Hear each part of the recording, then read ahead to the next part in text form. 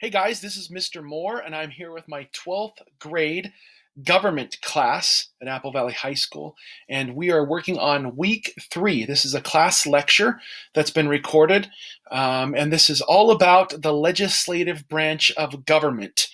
The Constitution of the United States of America has 7 articles, and Article 1 is the longest and most important, and our founding forefathers put most of the power of our government in the hands of a giant group of people collectively called Congress. Congress is the legislative branch of government in our country. To start these notes off with, I have an essential question, which I try to put on all of my notes to kind of help me as the teacher stay focused, and also you as a student, by the time you're done, you'd be able to answer this question. And I hope you'd be able to talk academically about it, and you could have a reasonable conversation, in an intelligent manner, and you'd understand the basics of the legislative branch of government in our country. What is the legislative branch in the United States called? Congress. What are its powers? Well, if I wanted to put it in like 2 words, I would say make laws. If I wanted to simplify it, make laws. Now, obviously, there's a lot of other powers that Congress has, and I'm not going to try to hit everything in one single lecture, but at least this will give us a nice overview.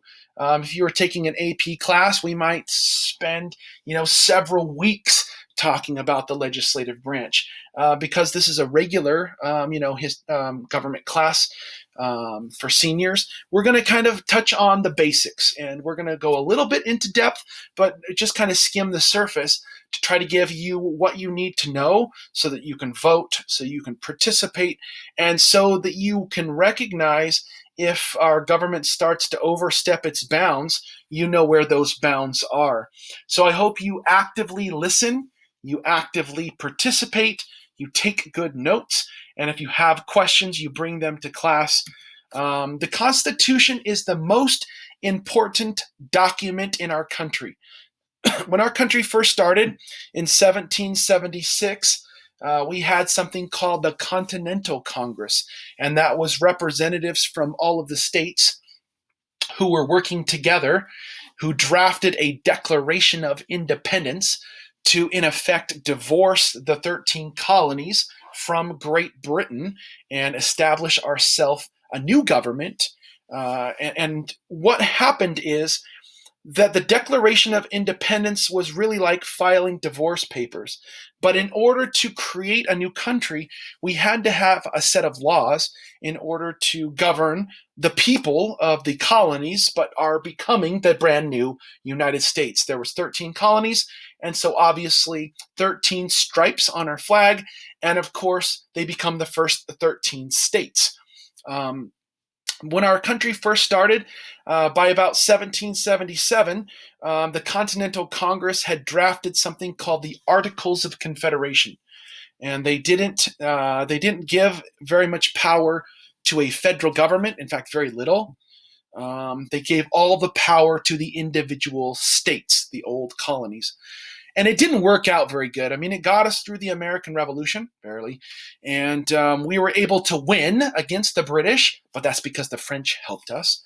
And so once we had established our freedom and we were living under the Articles of Confederation, trouble started brewing really quickly, and delegates were sent to a constitutional convention in 1787, and that's where we start to draft what we call today the Constitution. The Constitution is divided into 7 parts called the Articles. I have addressed all of those articles in past notes. But just to review real quickly, the first article covers the legislative branch, Congress. The second part talks about the executive branch, the president. The third part talks about the judicial branch, the Supreme Court. The fourth one is what we call relations among states, so that they cooperate under a federal sphere, and what are the requirements to become a state and respecting each other's laws. The fifth one is probably the most important. And if you remember past lectures, the fifth article tells us how we can change the Constitution so that it can be a living document. It's not easy to change. It can happen. As of 2020, the year 2020, it's only been changed 27 times. That might seem like a lot, but that's over 200 years. There's only been 27 amendments added. The first 10 were added right away. They're called the Bill of Rights. So the Constitution and the Bill of Rights are kind of different things. I would say that the Bill of Rights are the first 10 amendments to the Constitution. So if you think about it, over the last 200 years, there's really only been like 17 things that have been added because the Bill of Rights was right away. Okay? The sixth part is called national supremacy, where it says the federal government supersedes the state government. And the seventh one says the states have to accept this in order to put it into effect. The Constitution is a document that limits the powers of our government. That's the key. I would highlight that in your notes.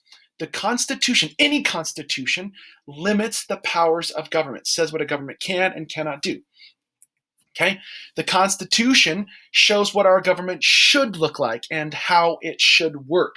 I always like to start off with the basics, going over the three branches, and then talking about federalism, those kind of things are in the first part of the class.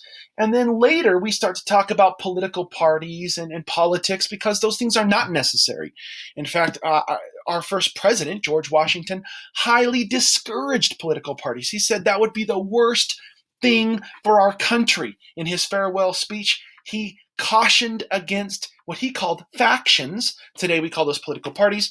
He says that political parties only look out for their own self-interest and not for the good of the country as a whole. If we had listened to George Washington, we wouldn't have political parties, and we might have people who were looking out for the best of our country and not just for their own political agendas. So again, we will talk political parties, but right now we're going to focus on some of the basics. So what is a democracy? A democracy is anytime where people have a say in their government. In simplistic terms, I would say it's voting. This being a senior class, I would have to point out that there are a lot of countries where voting happens there's really not democracy. If there's voter fraud, okay, if people don't feel like they vote and it actually counts, then voting doesn't really mean anything. But in a simplistic, perfect way, when you practice the ideas of democracy, it's where the people have a say, okay, and have a voice, can be heard. That is different than the word republic. And we addressed this before in class, but I'll remind you that the United States is a republic. Remember the Pledge of Allegiance? I pledge allegiance to the flag of the United States of America and to the republic for which it stands. The flag represents the republic. The republic is the people. A republic is a country where people elect others to represent them. I don't make the laws, but I get to choose who does, or at least I have a voice in who does make those choices. And so that's what a republic is. What I'd love for you to do in your notes is to draw yourself a nice circle, because inside this circle, we're going to talk about the powers of government. When our founding forefathers were drafting this Constitution, people were sitting around literally discussing how should our government function, what should it look like, what other examples could we use. They drew on a lot of stuff from history, like the Romans. The Romans invented a republic. The Greeks used democracy, right? The Romans had a body of men, just men who were controlling, called the Senate, right? When our country first started, women weren't allowed to serve in the Senate either. In fact, ladies, it is just barely, in the year 2020, just barely 100 years since women got the right to vote in this country. So when we were forming this country, we decided to take the powers of government and divide them into three parts. That way one person or one group of people didn't get too much power. And we call this a system of checks and balances. So we divide the powers of government into three pieces. Theoretically, these are three even pieces, but clearly over time, some branches have taken a bigger slice of the pie. And if you take a bigger slice of the pie, that means you take it from somewhere else. So let's get to it. The first slice of the pie is called the legislative branch. Okay? Another slice of the pie is called the executive branch. And the last slice of the pie is called the judicial branch. If one person has all three powers, that's what a king is, or a dictator, or a totalitarian regime. Those are some of the words we might use, or an emperor. But if we divide these powers, then we start to get into a government like a republic, like the one we have. What we're going to do is we're going to talk about what these three branches are called, and we're going to talk about what basic powers they have. So in our country, the legislative branch is called Congress, and its main job is to make laws. Now, for reasons that I hope you already learned in your history class, our founding forefathers made a bicameral legislative branch. They had two parts of it. Because the states, the original 13 states, some of them had a huge population like New York or Virginia, and some of them were super dinky like Rhode Island or Delaware or Connecticut. They didn't have a very big population. And they had a big debate, and the states that had a huge population said, we should have more representation because we have more people. And if we want to be democratic about it, we have more people, so we should have more voting power. And the little states said, nah, we're all in this equal. You know, each one of us are an independent state, and we're coming together to form a government where we all going to function under this government. But we gotta be on the same page right here. And so they ended up debating it out. And of course, now we have two parts of Congress. One part is called the Senate. And I need you to write this down, and I need you to start pounding this into your head. And we're going to talk about it several times today. There are two representatives from every state in the Senate. So in the first Senate, we had 26 members of the Senate. Today, there are 50 states, and so we have 100 senators. Exactly, right? Two from every state. Now, the House of Representatives is the other side of the coin. You can tell the little states were pushing for a Senate because everybody gets equal representation. The states that had a large population, and when I say big states, I don't mean size-wise, they were pushing for something like the House of Representatives. And the number of people that you can send, the number of people a state can send to the House of Representatives is based on the state's population. So on a test, if I ask you how many senators from New Jersey, you say 2. If I say how many senators from Alaska, 2. How many senators from Montana, 2. How many from Texas, 2. 2, 2, 2. It's always 2 for the Senate. In the House of Representatives, if I ask you, the correct answer is it depends on the state's population. However, every state always gets at least 1. You have to have a high enough population to at least get 1 in the House of Representatives. And there's a lot of states that only get 1. North Dakota gets 1. South Dakota gets 1. Montana gets 1. Alaska gets 1 in the House of Representatives. They're giant states or big states, but they have a very small population. Like you go to Wyoming, and there's probably more cattle than there are people in Wyoming. California gets the most in the House of Representatives, and I'm going to say this a couple times in the notes today. It's the only one you have to memorize because you live in California. The number is 53. That is 53 in the House of Representatives. Alaska only gets 1. Okay, so that's Congress. They make the laws. The executive branch sometimes gets all the press. They get all the limelight. The executive branch enforces the laws. The president cannot make a law. If the president starts making laws, that is not constitutional. If any president says, I'm going to make the law, that's wrong. And we need to consider that. We need to stand up and make sure that presidents are not making the laws. Their job is only to enforce the laws that the legislative branch makes.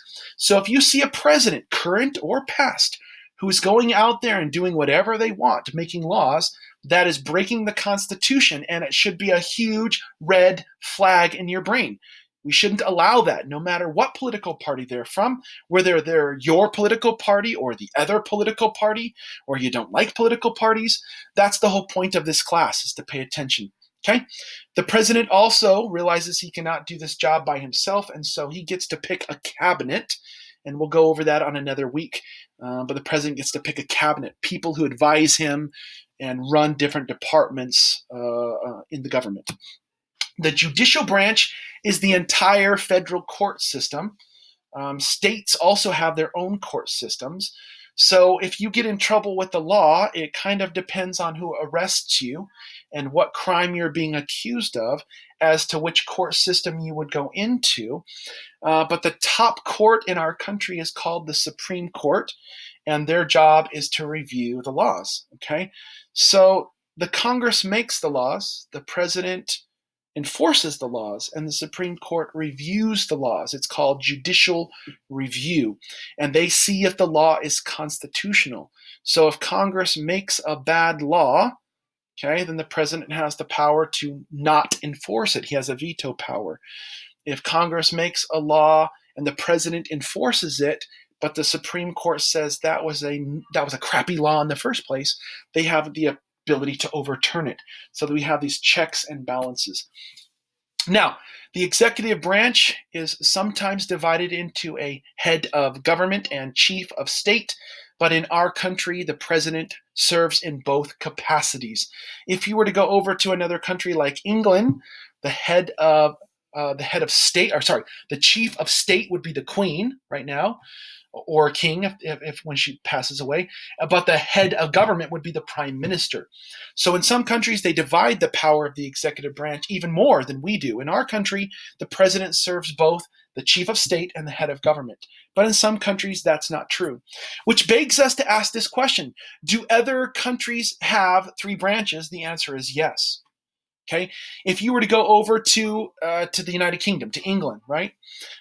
They have an executive branch called the Prime Minister and the Queen. That's the executive branch. They have a legislative branch called the Parliament, and they also have a judicial branch called the High Court.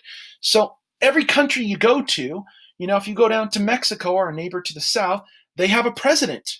They also have a Congress, and they have a Supreme Court system. If you were to go up to Canada, they have a prime minister instead of a president. And then they have providential legislative branches as well. So you also have those three branches in every single state. This gets a little bit tricky. But in California, the executive branch of California is the governor. The legislative branch of California is called the State Assembly. And the judicial branch is the California court system, the state court system, and there is a Supreme Court of California. So again, depending on where you get in trouble, what law you break, who arrests you, there's all kinds of jurisdictional questions, and that's where we could play the what if game. If we were in class, this is the part where I love to pause and people can ask questions. I hope you do this digitally as well. You write your questions down in the notes, and then you bring those to class. That's when we really start to learn. Learning is not just listening to somebody lecturing, but really thinking. So in California, we get 2 senators that we send to Washington, D.C.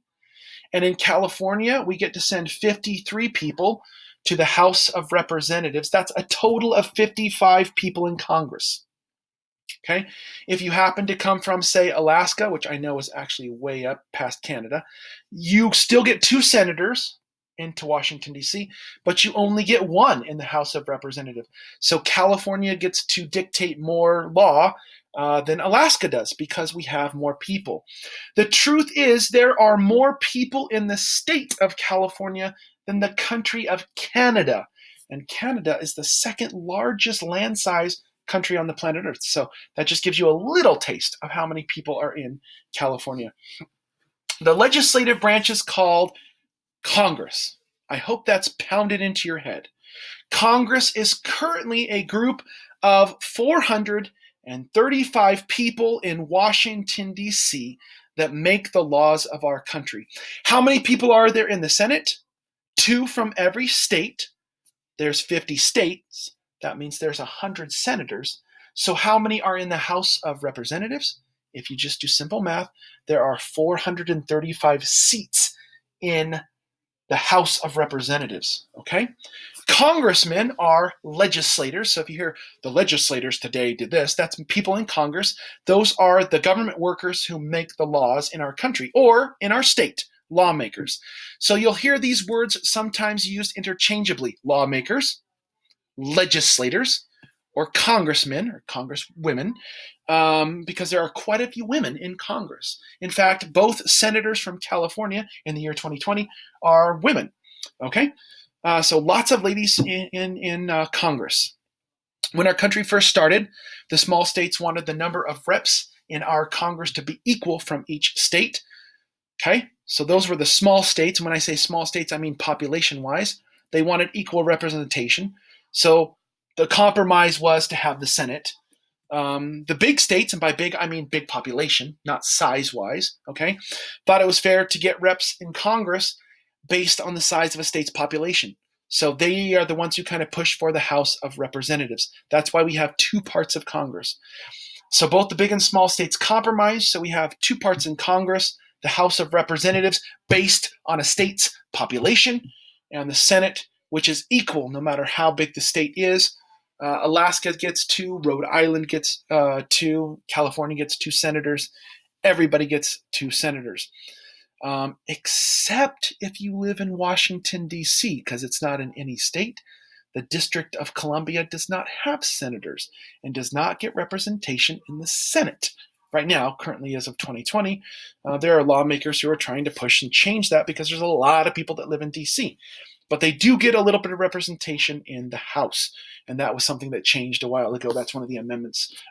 So I put right here, this is the Capitol building.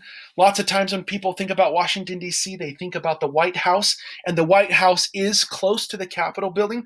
If you were to walk away from the Capitol building into what they call the Mall, towards the Washington Monument and the Lincoln Memorial, then you could, hang a little bit north and you'd see the White House. If you were to go behind the Capitol building, you'd find the Supreme Court.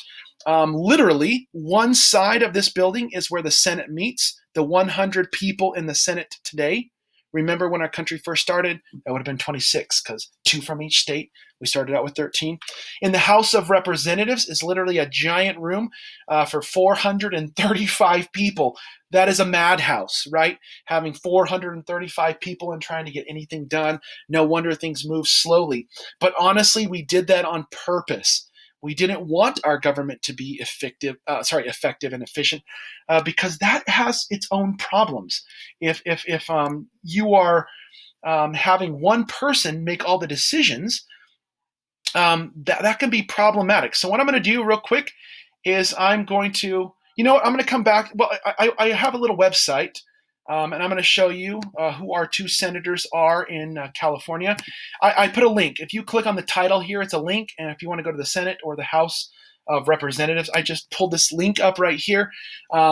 These are the two senators. I need you to write their names down. This is, of course, as of 2020. Dianne Feinstein is the senior senator from California. And Kamala Harris is the junior senator from California, both ladies who serve the state of California in Washington, D.C. in the Senate.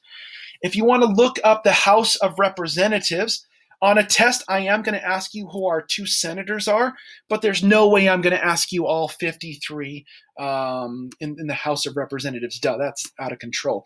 But I do want you to know the guy, it happens to be a guy right now. I'm recording this in 2020, so those facts may change.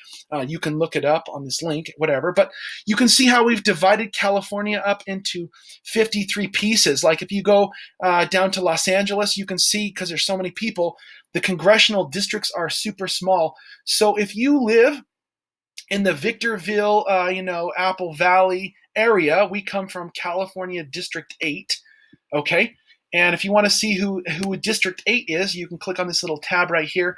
And this is the one dude's name you need to know, Paul Cook. He actually has an office in Apple Valley right next to the library and the town hall. He's the guy who was voted in right now, Paul Cook. But again, this recording is only up through 2020 year, and that kind of helps you to see who our congressman is. Again, California sends 53 people to the House of Representatives and 2 to the Senate, and I need you to know just the names for California for obvious reasons. So the Senate has 2 people from each state, no matter its population or land size. Senators are voted into office every 6 years. So according to the Constitution, Article 1, you have to be at least 30 years old if you want to run in the Senate. 30 is not exceptionally old, but you have a little bit of experience behind you. And once you get voted in, you get 6 years. The president only gets 4 years if they're voted in. Senators get 6 years, and you can run as many times as you want. So you could be a senator from your state forever, like as many times as you get voted in. Every state has their own rules, but the Constitution does not limit the number of times you can serve in the Senate. So you get 6 years, and you have to be at least 30 years old. I just told you who the two senators are from California. If you need to brush it up, you can go to the senate.gov, or you can click on the link on the last page. The Vice President of the United States is the President of the Senate. This is kind of weird. And usually the President of the Senate doesn't do much. But if there is a tie vote, they get to break the tie vote.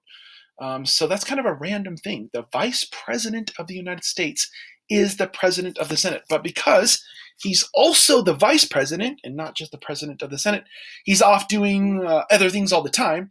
And so the Senate gets to pick somebody called the President Pro Tem. And that's the person who actually runs the Senate in daily matters. So the President Pro Tem is probably one of the most important people in the Senate. Whatever political party has more members in the Senate, they get to choose a leader called the President Pro Tem, who runs the Senate on daily matters. And again, if you click on the senate.gov, you can go see who the current President Pro Tem is. And I hope right now, well, in 2020, you know who the Vice President currently is, Mike Pence. And I'll show you his picture and stuff when we talk about the president and go from there. Okay? Again, I just posted a picture of the two ladies who are senators. That's as good as 2020.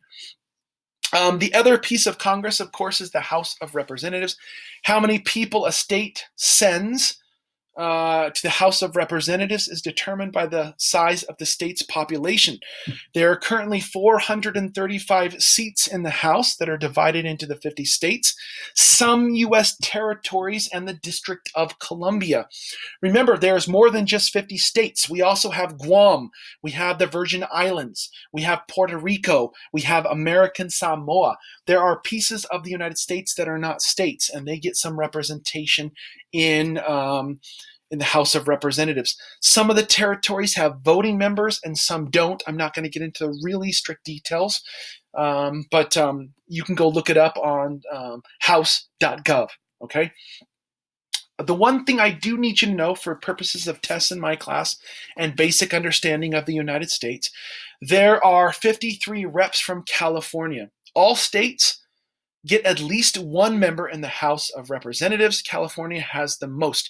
You don't have to memorize how many in the other states, but because you live in California, I feel like that is incredibly essential. Current reps can be found at house.gov. Okay, congressmen are voted in every 2 years. So this is the least amount. If you're voted into the House of Representatives, and you're going to serve as a congressman or a congresswoman, you only get 2 years to do your job, and then you have to rerun for office, okay? So are voted in every 2 years, or 2-year term in office. Now, you can run as many times as you want, so you could be in the House of Representatives for 20 years if you got voted in 10 times. But you have to be at least 25 years old according to the Constitution, and every 2 years you're voted in. So this is the most in touch with the people is the House of Representatives. Because senators, that's all. The senators get an entire 6 years. The president gets 4 years in office. Congressmen in the House of Representatives, only 2 years. Okay, the leader of the House of Representatives is called the Speaker of the House, and it's the third most important person in the U.S. government behind the president and the vice president. If the president were to die, or to be killed, then the president of the Senate becomes the president. Who's the president of the Senate? The vice president. Okay? If the president and the vice president are killed, this has never happened yet, but if the president and the vice president are killed, then the Speaker of the House would become president. Okay? So there's a line of succession And if you're wondering, it goes all the way through the president's cabinet. So if the president dies, then the president of the Senate, that's the vice president, becomes. And if they both die, then the Speaker of the House. And the fourth person in line is the President pro tem of the Senate. And then it goes through the president's cabinet, starting with the Secretary of State. Okay? And of course, I told you, we right now currently, the way California is divided, if you type in your zip code, it will show you which boundaries you live in. So the people that live in this deserty area up to the border of Nevada and over by Arizona get to pick one person to go to Washington, D.C., and we have currently picked Paul Cook. If you're wondering about politics, California is a very liberal state. Both of our senators are from the Liberal Party, called the Democrats. But if you live in Apple Valley area, this area is quite rural and tends to be quite conservative. If you don't understand those terminologies yet, we will get into it.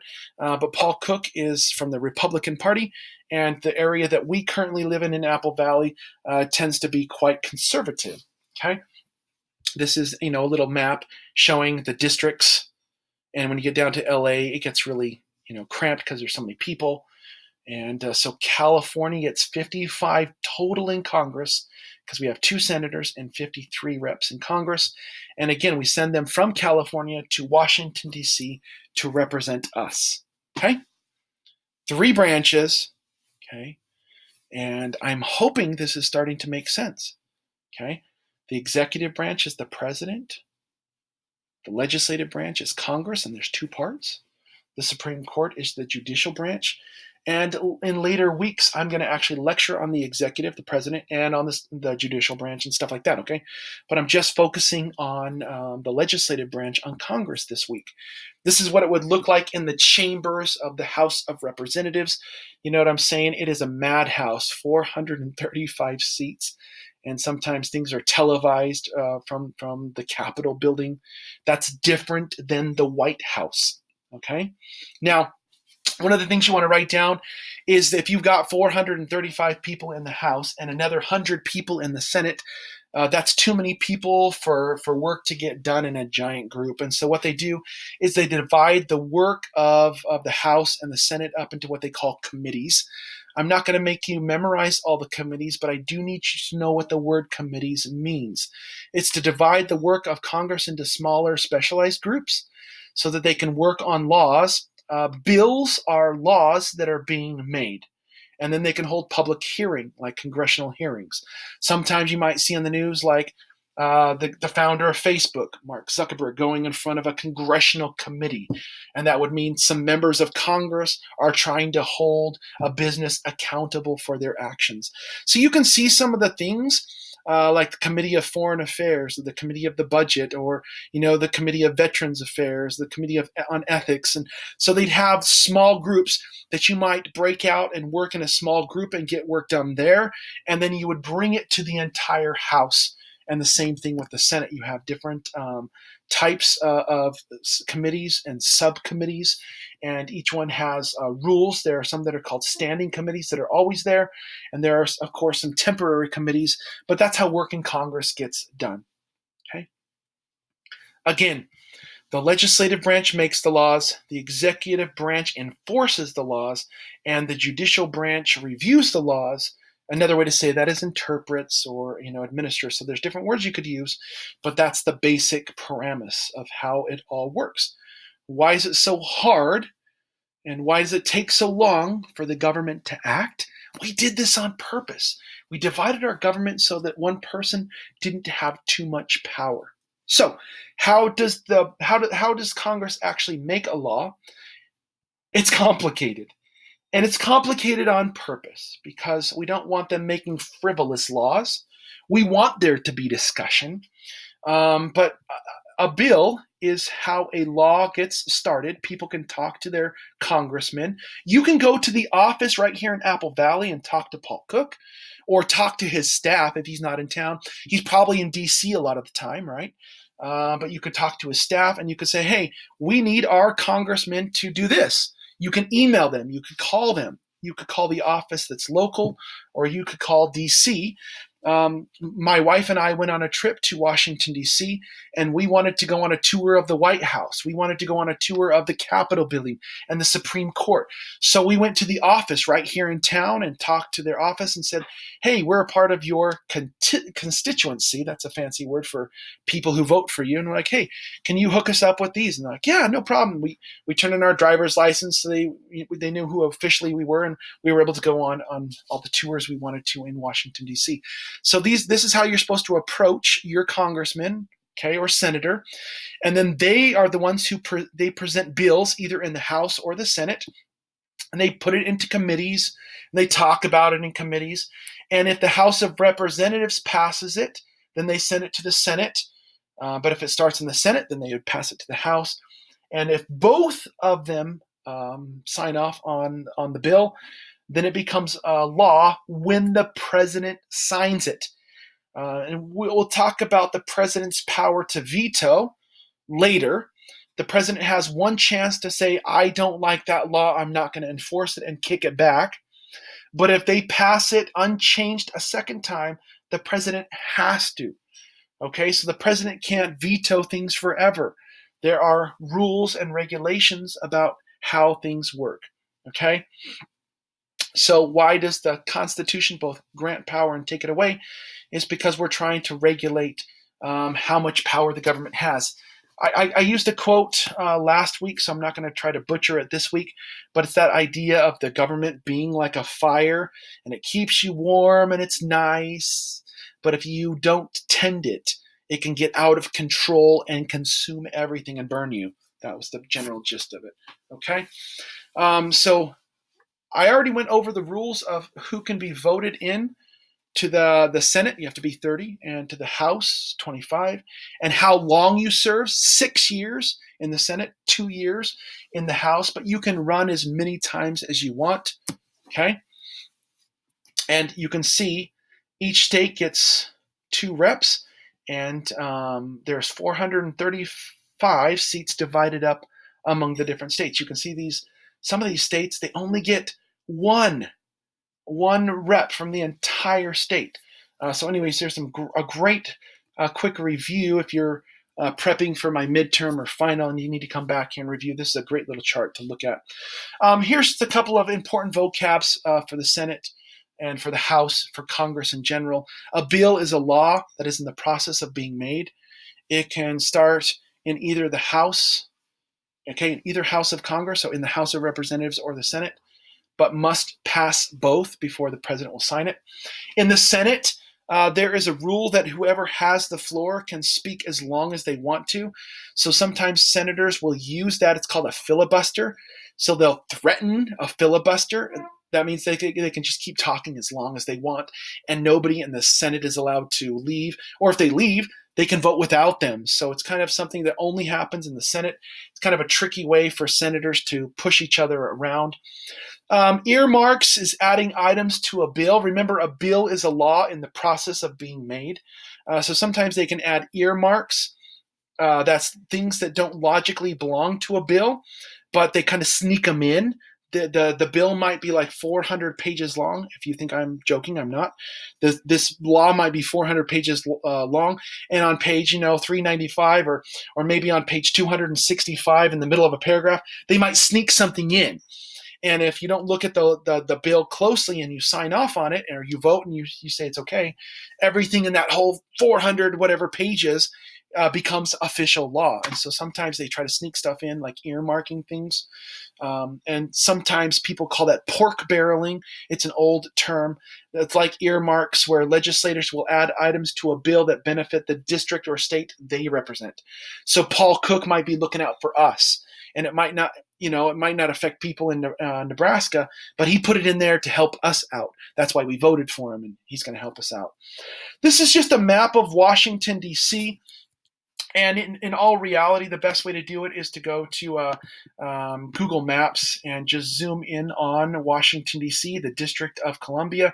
Remember, it's in between Maryland and Virginia. And if you go into D.C., you can see this boundary right there kind of marks out a little chunk of land on the Potomac. And if you go to D.C., this little green area right here is called the Mall. The Lincoln Memorial is on one side. The Capitol building is on the other side. The Supreme Court is right behind it. And the White House is just a little bit north. Of course, you know, that big tall spire called the Washington Monument is right in the middle. And there's like reflective places. There's a Vietnam memorial wall, Martin Luther King Memorial. There's a Jefferson Memorial. I mean, all the stuff that you would want to see in DC would be there. And it's a great place to look at. So, again, I just had a couple maps of that. At the end of all of my notes, I have some review notes. If we're physically sitting in class, sometimes I'll show them. Otherwise, sometimes I'll assign them in Google Classroom. But you don't have to pay attention to them unless I assign them or show them in class. So that kind of ends this week's notes on the legislative branch. Again, if you have questions, make sure you give those to me. We'll see you guys next time.